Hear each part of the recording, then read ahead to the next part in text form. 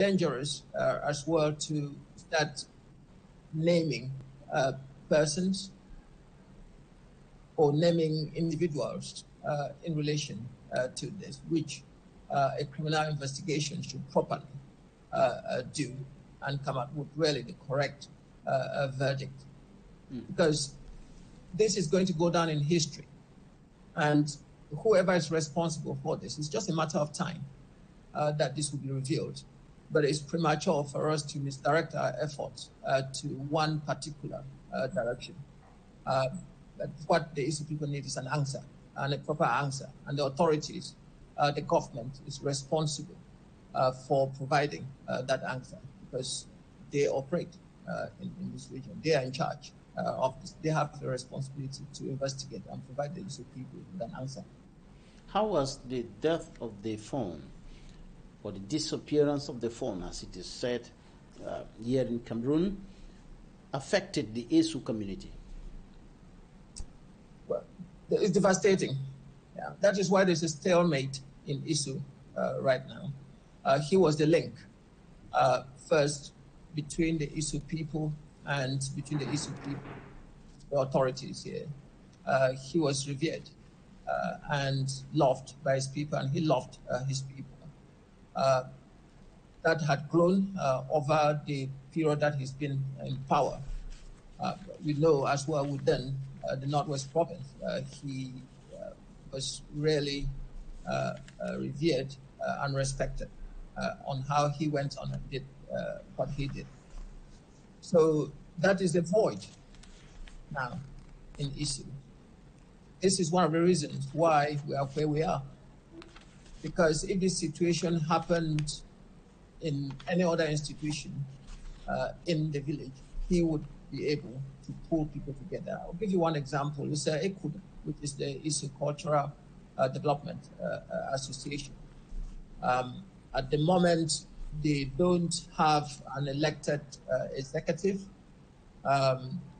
This is a situation where we would have intervened and ensured that we do have an elected executive, using the powers and the command, the respect that he commanded for the people. So there is nothing happening in the Fundum right now. There is no development happening as far as I know. Without a fund, the authority in all areas, whether it's judicial, administrative, or just simple day-to-day running of the Fundum, there's nothing that can happen. Right. There are said to be maneuvers to impose, intended to impose a traditional ruler in violation of the customs and traditions of the people of CHU. What do we know about this? Yeah, I have seen some videos on social media of someone that I understand was going to be the successor. But since those images, I've not seen anything or heard anything else in relation to that. This is really what triggered me to write this book, The CHU Dynasty, A Life of Resilience and Accountable Succession, around this. Because I knew that through the successional process, there are some public views of what goes on with that. I did not see those public views, and when I made inquiries in the village, we had not seen any of those processes that need to happen before they get to the stage where they are presenting the successor to the authorities. That's the last stage, the seventh stage. It's a seventh stage in the succession in CHU. So that is the issue here. Right, you're going to tell us more about the CHU king-making process, as you have written down in your book, CHU Dynasty, A Legacy of Resilience with Accountable Succession at its heart. You're going to tell us more about that. But before that, the current issues in the CHU community connected to the chieftaincy, where is the origin of the maneuvers? Some are attributing it to administrative interference and some hidden hands trying to manipulate one or two things as far as the chieftaincy of ASU is concerned. It's the nature of power, even at that level. There would be people who have an interest in that power, wherever it is, whether it's a national or village level on this. I'm not surprised if there were any manipulations around that. I wouldn't really be pointing fingers at individuals. The essence of my book is for everyone to actually understand what this process is. So if they are engaging with it, there is a proper basis for them to engage with the process. Right?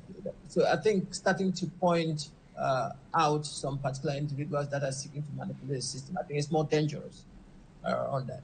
The book that you have mentioned, I shared it with everyone. The Potterheads in ISU distributed free copies to them. I gave copies to the senior divisional officer, to the divisional officer, to the state council, to anyone that needs to know about this process. And it's got a very good reception. There are many things that people did not know about the succession process in ISU, the king-making process, as call it.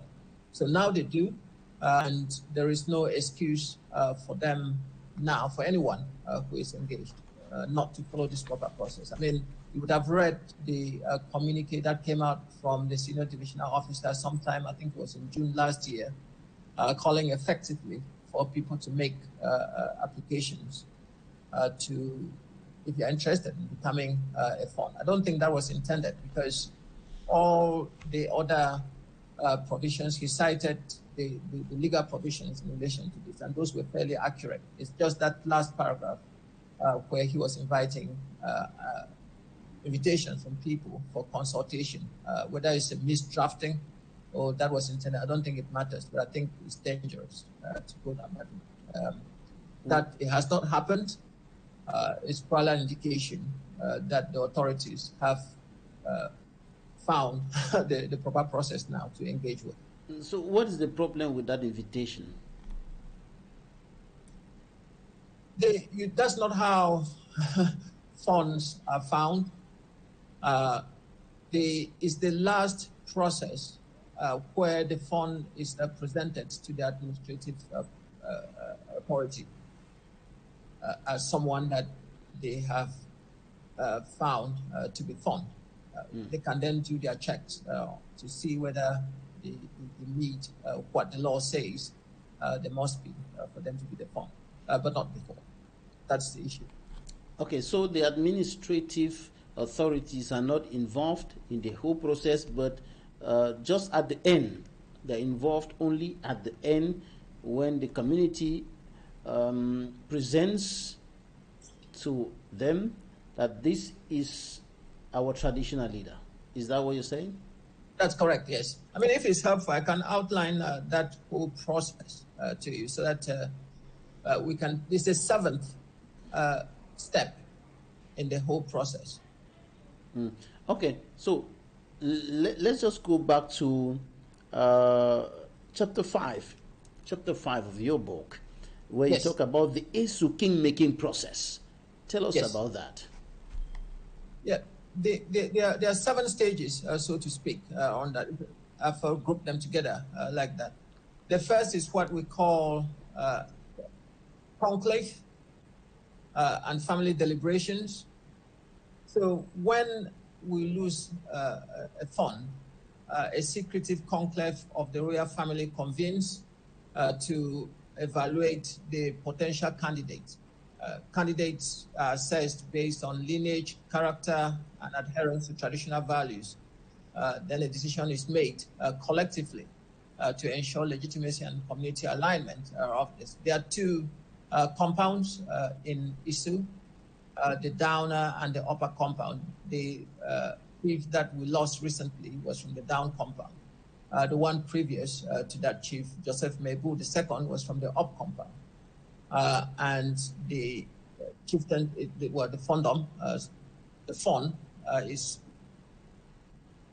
chosen between these two families. And this is a very secretive process. That is why I was worried when I started seeing pictures on social media on this. The village, they are not involved in this whole process, just those families, because they have a responsibility to provide the fondom with a fund. So it's when they've found one, there is then the catching ceremony and the symbolic humiliation.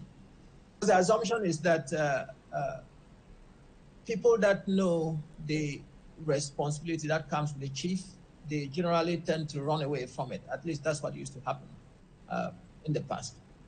So they have to find the chief. The one that is missing right now was found in Kumba. And I understand that the father had to call him when the kingmakers arrived to call him, and he wanted to get out and run. So they caught him and told him that this is a situation. You have to be calm.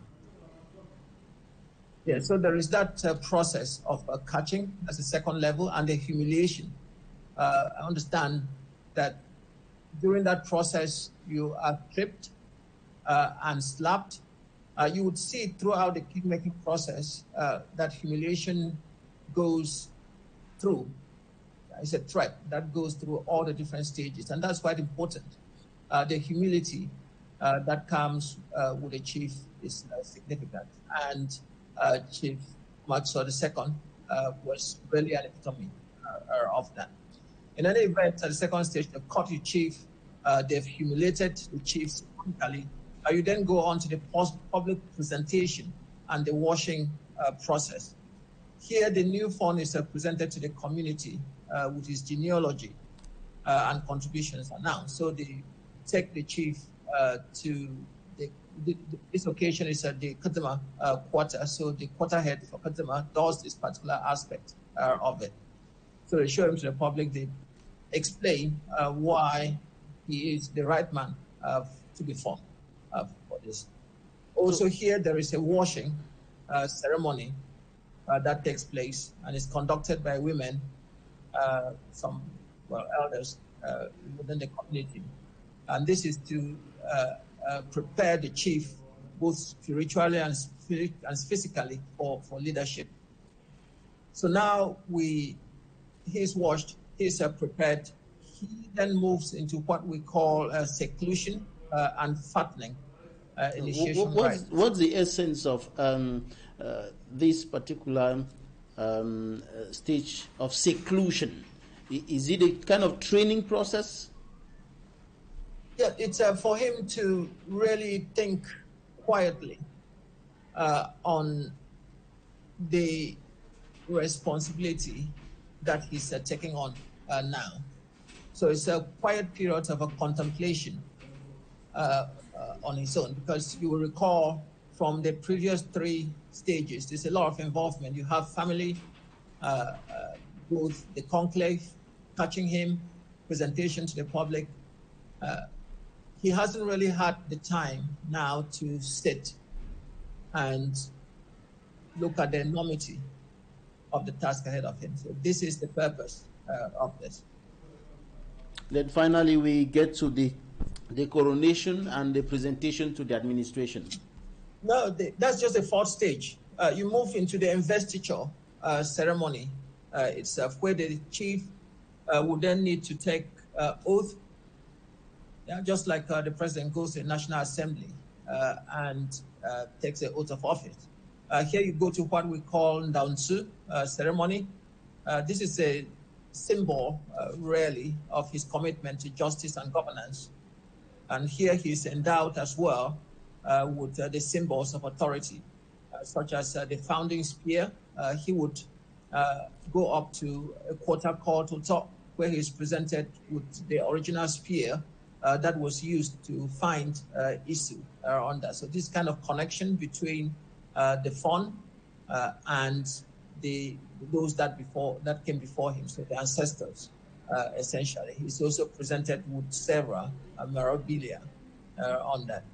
So he visits quite a couple of shrines as well, just to empower him. One of the shrines, for instance, is what we call Filvukbo, which is a little river in the village where he goes and commits to bringing prosperity to the village and fertility as well to the village. So it's only at this stage, after this taking of the oath of office, that the government recognition comes into play. So right. they present the authorities before the celebrations follow.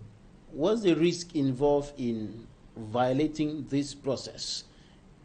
That's the issue. That's at the heart of this. The whole idea of this is so that people accept their fund, that they are connected with their fund. And without this process, the assumption that you present someone to the people and he would be recognized as their fund is a big risk. It's a significant. But if you follow these rituals that we've outlined here, and that I've put in a lot more detail in the book, then the chances of the people accepting someone like a fund are going to increase. Is there risk of social unrest if this procedure is not followed? That history, well, ISU does not have a history of that. They have a history of resistance on that. So this is exactly what is happening right now. No one is responding to anything. So that's probably a quiet resistance of the people. And it's because in the past they have followed all these processes that ISU is what it is today, that has managed to maintain that resilience that we see today. Let's go to the news stands.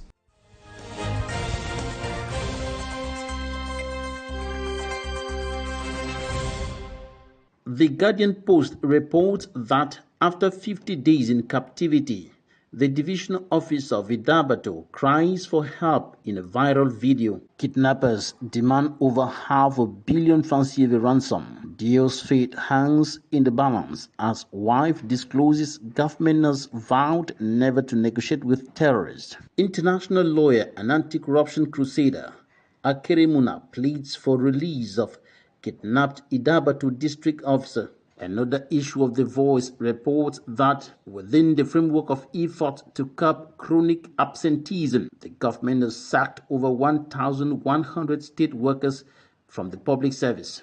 Another issue of the Guardian Post, as government steadily bankrolls francophone media, Anglophone press on live support, fears heightened English language newspapers may soon disappear from the market as economy in the northwest and southwest regions crippled by crisis. French media benefits from huge government support, while English language newspapers are made orphans by lack of sponsors. Concerning the Constitution Review saga in the Cameroon Baptist Convention, CBC, the Guardian Post reports that the court has suspended elections of the church's officials as mandate of executive president and chairman expires.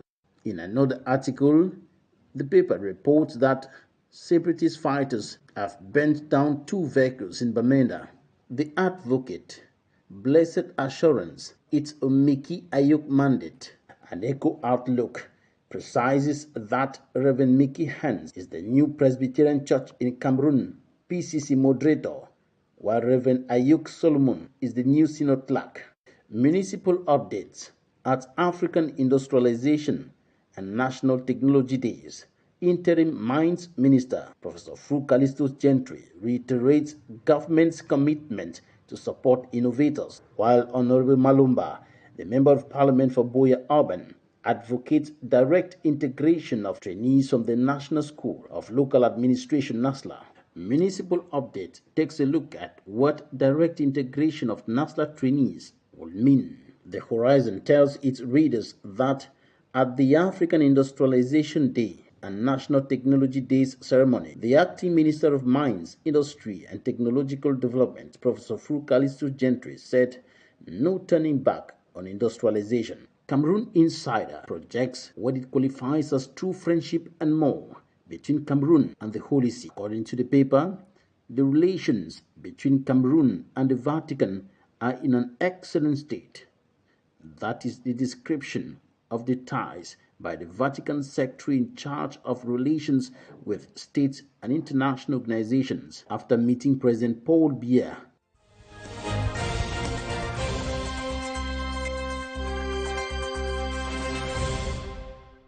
You're welcome back. We are still with our guest, Dr. CHU CHY. He is a barrister and arbitrator of England, Wales, France, and Cameroon. Now, Barrister, what will be your advice to your people in ESU, in the Menchum division of the Northwest region, at this point in time? Yes. The first thing would be for my people to understand this process in itself, and for them to emulate our late fund and to pray on this, to focus on the Almighty God, to help them find a new fund, because ultimately He has the power to do that. And also to engage in discussions, in dialogue with their quarterheads, as well as the traditional ruler. I think it's the head of the traditional council, or the secretary of the traditional council, who coordinates the activities of the quarterhead. And for the quarterheads, or those that I've listed that have the power, for them, the kingmakers, to follow this process and resolve this in some way. Can't carry on like this. Almost 990 days since we were without a fund. The fund, or a new fund, would help us to resolve some of these issues. But the authorities, they need to take responsibility, engage with the people, and provide some answers on where the fund is. Even if it's updating the population or the people of ESU on the steps that they have taken and how much longer they have to complete those steps. That might help. All right, let's take interviews of the week right now, and when we come back, we'll be looking at how Cameroon can navigate future leadership transitions while upholding its constitutional and democratic order. Interviews of the week.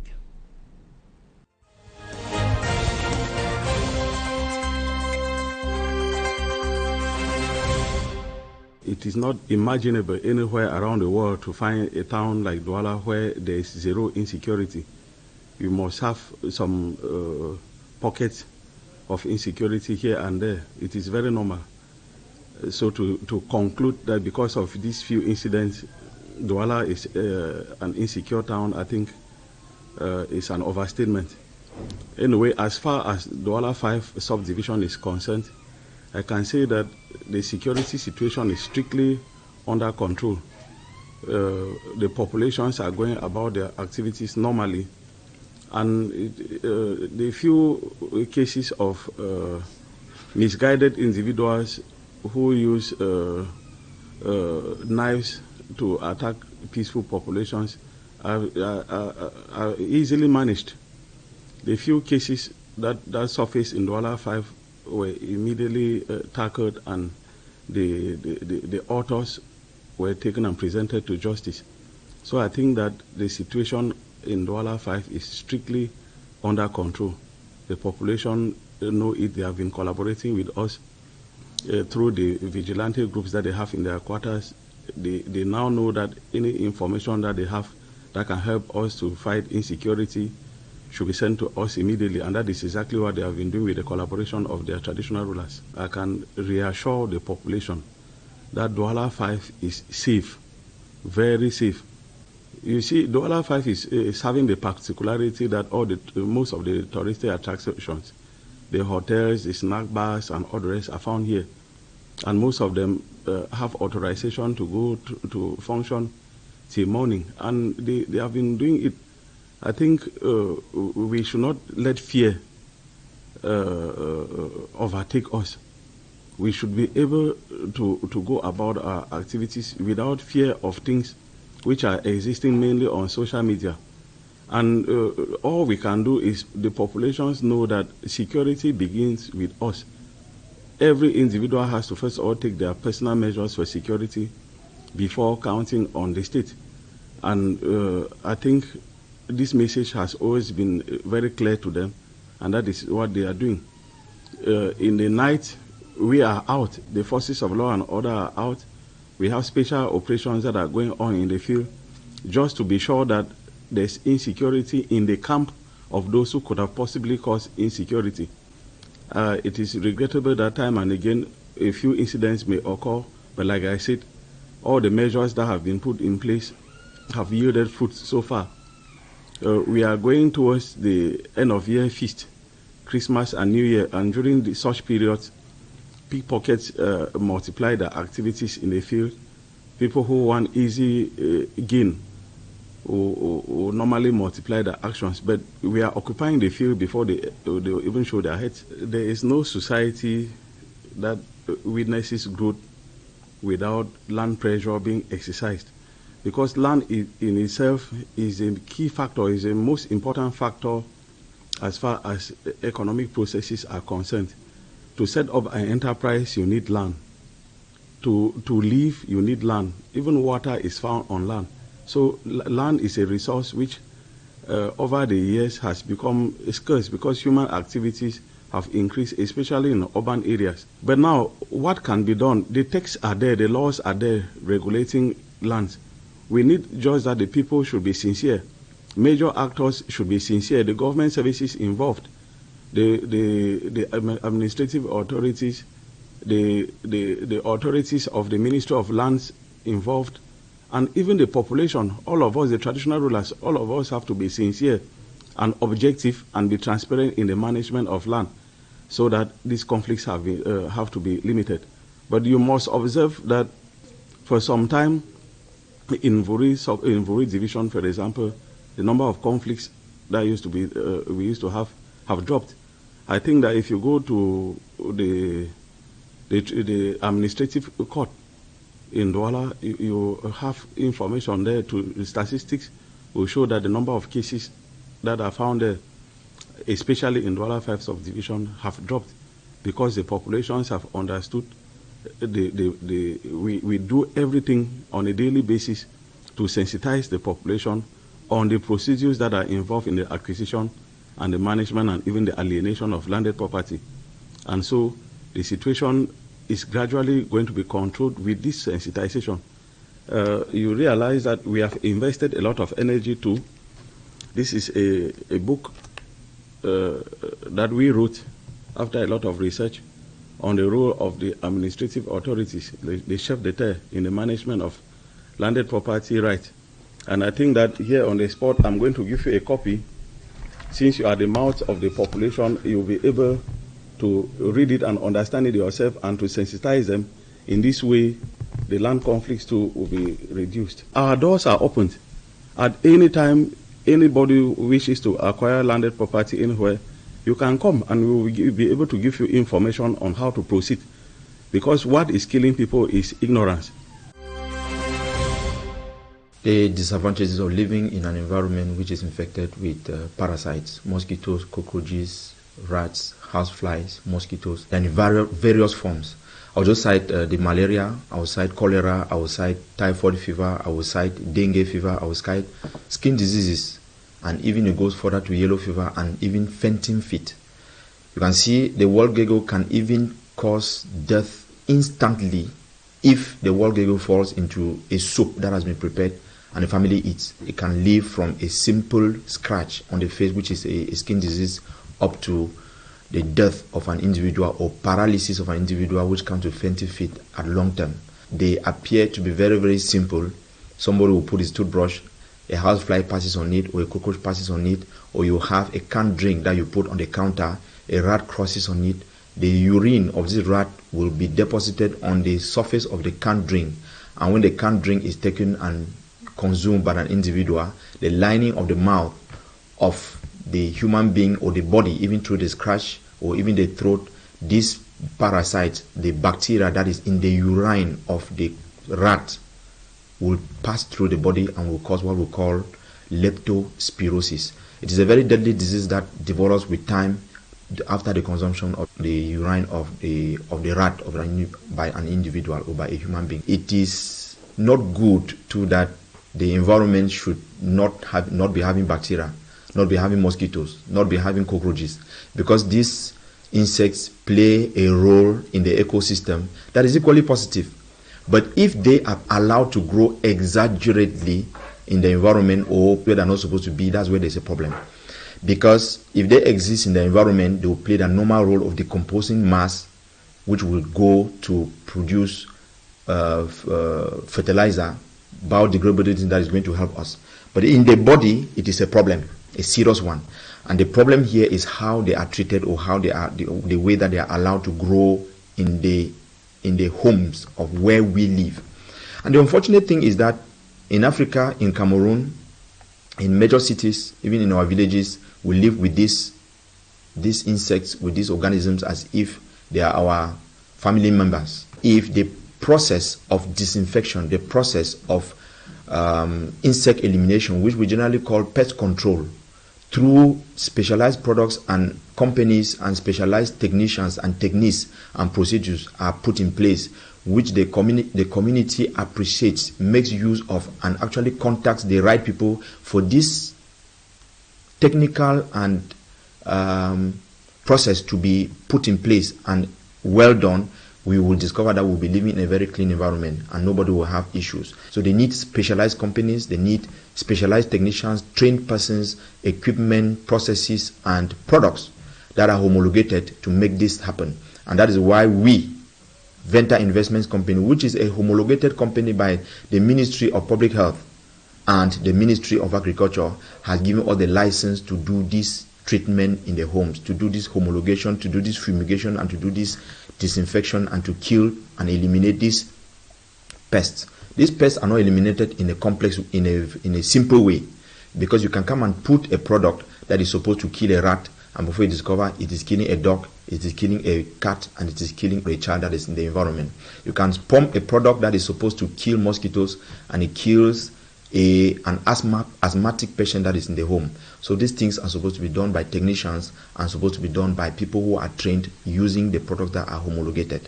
Unfortunately, that is what is not happening in our communities, and the way they are being done in the community is such that they are done haphazardly.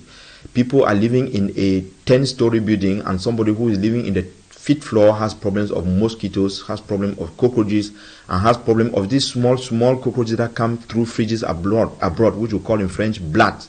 They are very, very stubborn for treatment. And if that person decides to treat only his own apartment, and the neighbors in the 5th floor, the neighbors in the 6th floor, and downstairs, or even up, do not treat their own, it is not going to last. The effect of the treatment will be short-lived. And if you treat a home that is having a restaurant close to where dirt that is dumped, you discover that the food that is being dumped by the restaurant every evening in the trash will make the rats to even grow more. They don't live in your home, but they will have a place where they live in the bush, and you will kill the ones that come to your house. You feel that you have eliminated them, but the hive where they live is supposed to be identified by the technicians, and they are dealt with there so that the whole community or the quarter will be free.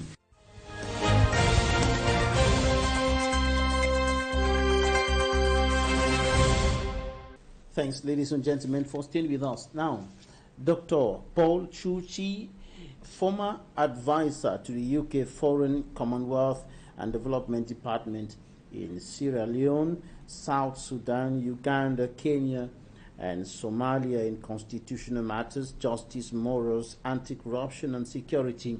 There are security problems in Cameroon, from north to south, east to west, in the crisis-stricken regions of the northwest and southwest regions. We've talked about that already. We have in the Far North region with the Boko Haram insurgency, in the main cities of the country like Douala, with insecurity everywhere, in Yaoundé, everywhere around the country there are security issues. There are issues of justice. The Cameroonians today think that justice is a rare commodity. In Cameroon, with regards to the judicial system that has practically lost the trust of the people, we are also looking at the falling moral standards in Cameroon and issues of corruption, embezzlement, mismanagement of public funds rife in Cameroon. Can you advise your country on these issues? That's really the function of government, and it is paradoxical, really, to say that we are in this situation is evidence of us not doing something about it to start with. And there are big sectors that you've listed there. It starts with a strategy and a commitment for change. You will recall some time ago, you called something like rigor and moralization. When you start mentioning those things now to Cameroonians, there are many that do not recognize this, but those that recognize these words, they were filled with a lot of hope for change in these areas.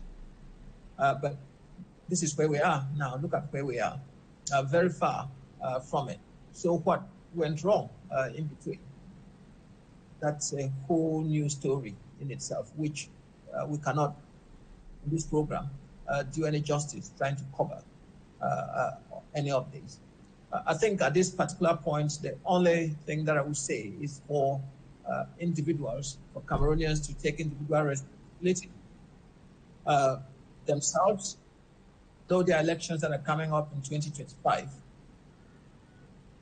If Cameroonians want change, if you as an individual Cameroonian want change, you need to register and protect your vote and make sure it counts. It is the only way that we can change some of these things that are happening. And it starts from the top all the way down.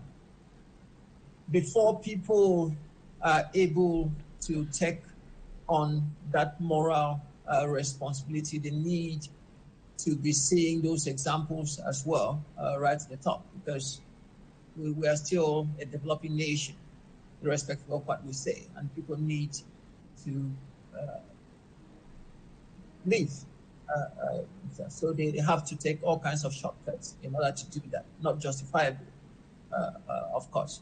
So I think we need to restart in many areas. We need, the paperwork is there. We have the constitutions, we have the laws, it's the implementation of all of these things. And now people are starting to accept what is wrong. So they are not starting to recognize right and wrong again. And that's very, very dangerous. Okay, so it needs a complete overhaul, the whole system from top to bottom. And that takes time, it takes leadership, and it takes commitment from people as well. But we are far away from it.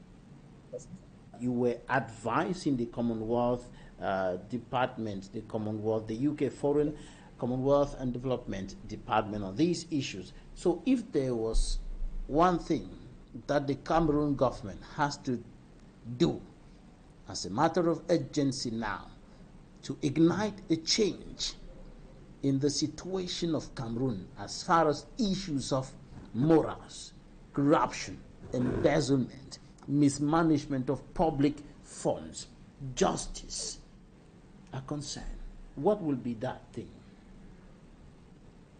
Well, I would give you two things. The first thing is to make the things that are there already for them to function. At the moment, they are not. So the systems are there on paper, but they are not being implemented at all. Okay. So the second thing is for the government to take on its own responsibility. They shouldn't be looking elsewhere for this. Yeah. People are crying out for independence, real decentralization of power. I don't want to talk about federalism and all of that. But at the moment, people are very disempowered.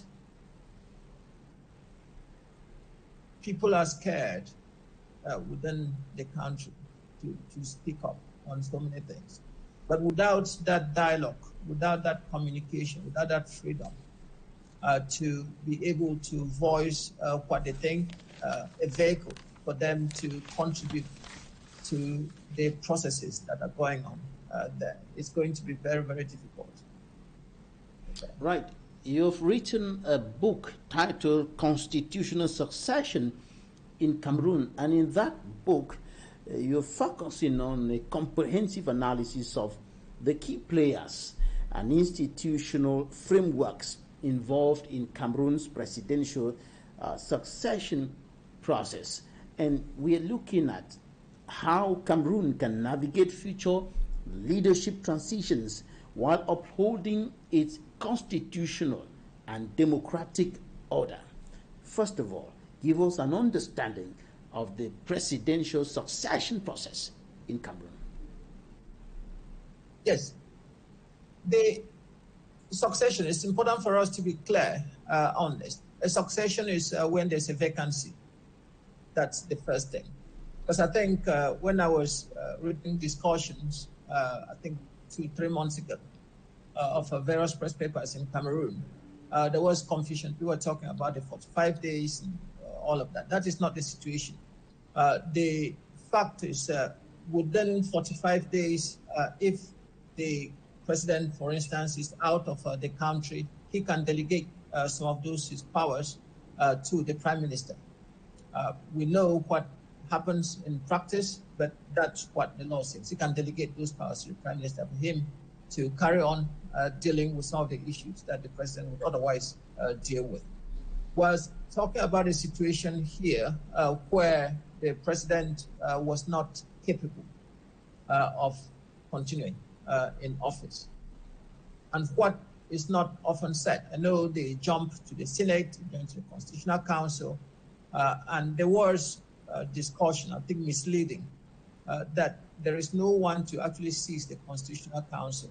What happens in practice is that the head of the Senate, the Speaker of the Senate, would become the interim president and would have between 20 and 120 days to call elections and do that. But there needs to be a declaration of that vacancy, and that needs to be declared by the Constitutional Council. The question that people were getting very confused about was who will seize the Constitutional Council, and it is the National Assembly that seizes the Constitutional Council. And at the heart of this is the Bureau of the National Assembly. So they would sit, they would deliberate, and with a two-thirds majority, they would decide to seize the Constitutional Council. The Constitutional Council would then declare that vacancy before the interim president, that's the Speaker of the Senate, takes his position. If for some reason the Speaker of the Senate was not able to take on that responsibility, then it will fall on the Vice President.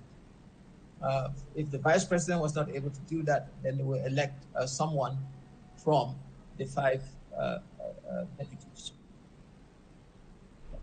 So it's as simple as that. And I think this is the process that all Cameroonians, and that's why the book is simple and brief as well, to give everyone the opportunity to understand what actually happens in practice.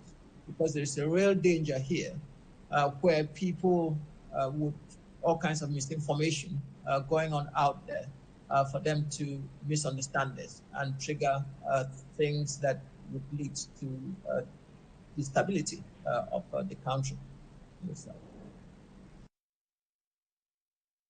If it ever happens that there is vacancy in Cameroon, how can the country navigate through this process of constitutional succession while upholding its constitutional and democratic order.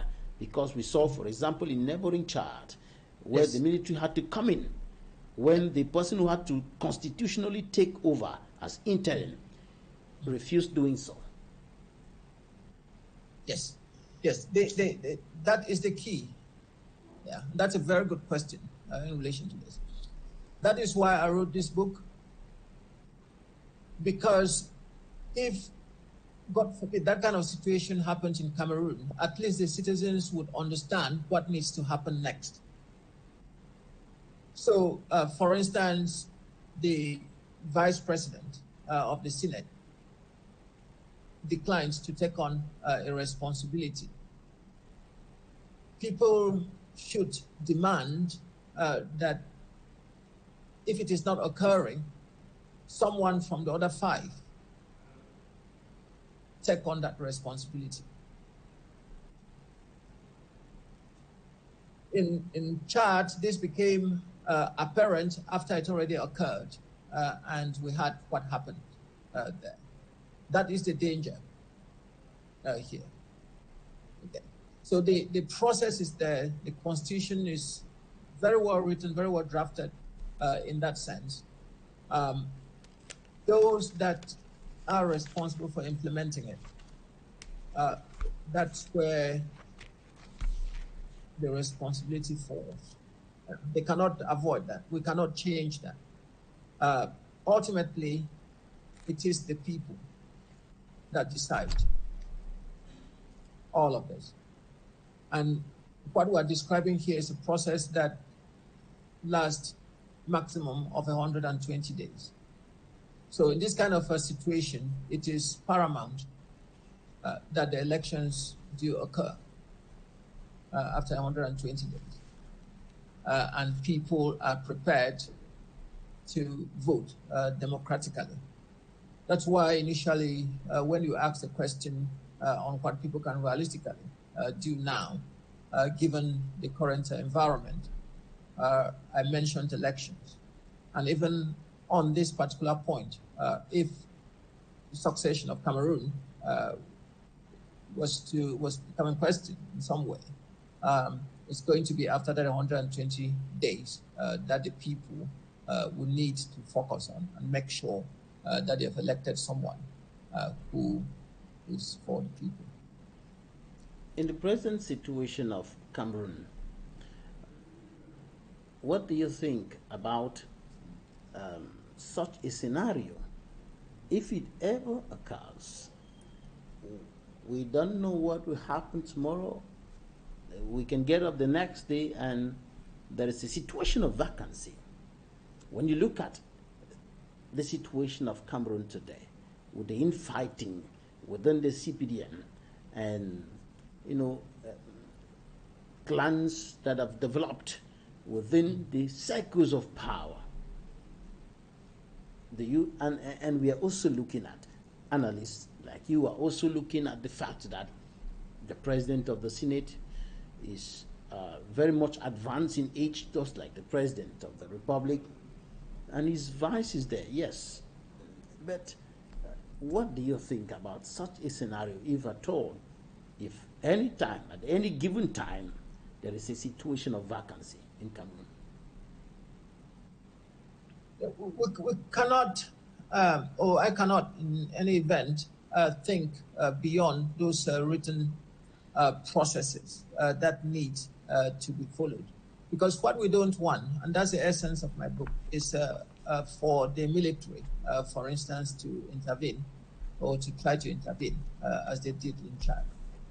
That would create the scenarios in the countries that I experienced, in the countries that I went to, in Sierra Leone, South Sudan, and other places like Somalia. That is not what we want to be, or where we want to be at this time. We need to emphasize the importance of democratic transition. As I said earlier, these are things that would happen within 120 days. and it is the responsibility of the citizens to ensure that this happens, if it is not happening. But the focus should be on what happens after the 120 days, which is where we are now. I know the people are registering to vote, and I'm hoping that this time they would really engage in that process more fully and make sure that their vote actually counts on this. Because I think, in my view, this is the only way. That is the only way Yes. to have a situation of constitutional and democratic transfer of power, Yes. and not the military coming in. What about father to son kind of transmission of power, succession, like the case of Chad today? Yes, we had that, and there are a few other countries in Africa that you've mentioned, particularly in Francophone Africa, where that has happened.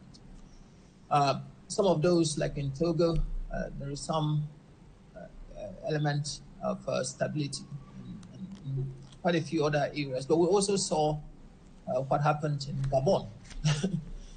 So we need to be really, really careful.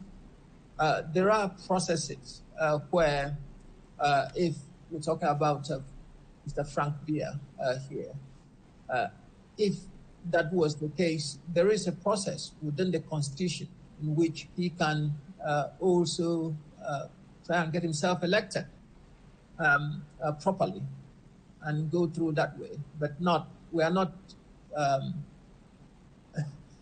a monarchy per se. We are not. And that process really, it might succeed, but there is a danger, even if it's not immediate, that it could lead to instability per se. All right, we are going to end the program here, but let's leave you with some few words of Shadow of the Savannah. That's another book that you have written, very briefly. Yes. Yeah, this is very, for me, very interesting narrative of really some of the things that are going on in, not just in Africa, in the world generally, including in the UK per se. Shadow of the Savannah is a narrative that's exploring the delicate balance of power and leadership in the Savannah, a fictional Savannah. It's using allegory to address themes of governance, trust, and resilience. The story in that book believes with a mysterious disappearance of King Yabin. That's the character on there. This is the Lion King, personally, that symbolizes stability in that Savannah, part of the Savannah itself. In his absence, a cunning serpent called Batanga spreads fear and misinformation to consolidate his own power here. So there is unrest, and then a group of rebels that are led by a ferocious gentleman called Anum, a wise elephant, embarks on a perilous journey to uncover the truth and to restore order. They face a lot of challenges, including Batanga's schemes, and they seek to unite the fractured kingdom by evoking the legacy of the past rulers who prioritize unity and balance. But the tale serves as really a meditation on power, on disinformation, and the enduring hope of truth and justice. So I think in summary, that's what it is on here, how there is a disappearance of a very powerful Lion King. Then people spread misinformation. Batanga takes advantage of all of this. He tries to fight, but runs out of ammunition. Anum eventually steps in. I take home two words: truth and justice. Very key ingredients for leadership and life in general.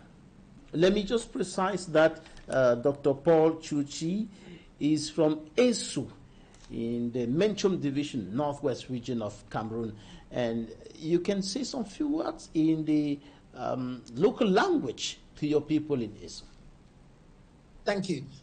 Also, Matonzo Onega Adamia, Wati Kwantan will be me and Sinza Kwamsen. Today, I have shared our cherished story and the remarkable legacy that has been captured in my book, CHU Dynasty, Legacy of Resilience and Accountable Succession that it has. So I do so with immense pride and honor as one of you, but this is not my story, it is our story. It celebrates our resilience, rich traditions, and the unyielding spirit that has guided us through centuries. To every CHU son and daughter watching this, this is for you. Together, we honor the past, we embrace the present, and step boldly into the future. Thank you. Thank you very much for your time and the insights you've shared with us, Doctor. Thank you. Thank you, Mr. Babla. Right. Dr. Paul CHY, barrister, arbitrator of England, Wales, France, and Cameroon, joining us from Cambridge in the United Kingdom.